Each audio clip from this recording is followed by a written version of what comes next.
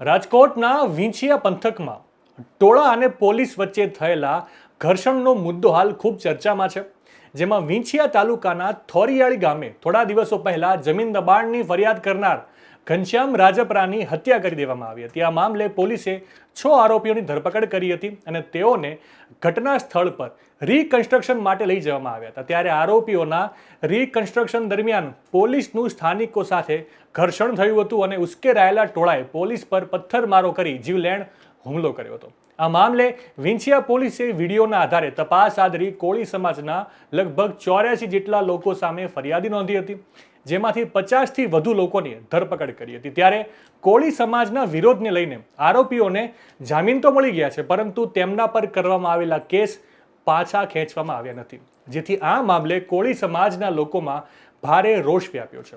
હવે આ સમગ્ર ઘટના મામલે કોળી સમાજ અને ઠાકોર સેના મેદાનમાં આવી છે અને સમસ્ત ઠાકોર અને કોળી એકતા મિશન ગુજરાત દ્વારા 9 માર્ચે સંમેલન યોજવાની જાહેરાત કરવામાં આવી છે. આ સાથે હવે કોળી ઠાકોર સમાજે મુખ્યમંત્રીને પણ આ મામલે પત્ર લખ્યો છે.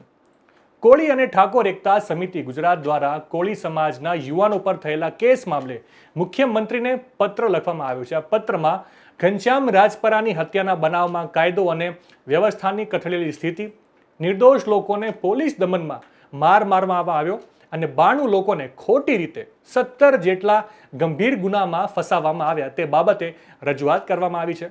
કોળી ઠાકોર સમાજે માંગણી કરી છે કે જે આ મામલે તપાસ કરવામાં આવે છે, જે લોકો નિર્દોષ છે તેમના પરથી ફરિયાદ હટાવવામાં આવે, તેમજ વિંછિયા પોલીસને કોના કહેવાથી લાઠીચાર્જ કે ટીયર ગેસની મંજૂરી આપી તેની તપાસ કરાવવામાં આવે અને હીરાના કારીગરોના વાહનોમાં જે ભાંગતોડ કરી તેનું વળતર ચૂકવવાની માંગ કરી હતી. આ સાથે તમામ ગેરકાયદેસર રીતે લાઠીચાર્જ ટીયર ગેસ છોડનારા તમામ પર પોલીસ ફરિયાદ કરવામાં આવે તેવી માંગ કરી છે.